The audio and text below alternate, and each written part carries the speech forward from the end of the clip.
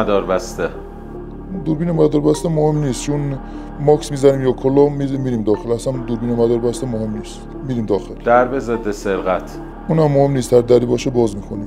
ما چی کار کنیم که حالا نگران سرقت نباشیم؟ خونه هایی که دزدگیر منزل دارن، دزدگیر منزل آجیل صدا بده، همه از اونجا فراری میشن، چون صدای آجیل استرسی به انسان میده. میگه همین لحظه از صابخونه همسایه 110 بیان بگیرنت، سریع متواری میشی از اونجا. تا حالا شده تلاش کنی دزدگیر منزلا رو از کار بندازی؟ نه، هنوز هیچ راهی نداره دزدگیر منزل از کار بیفته.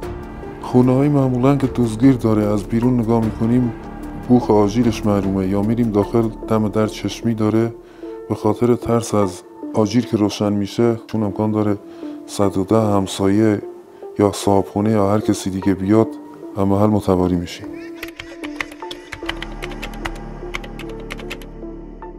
اصلا ابدا.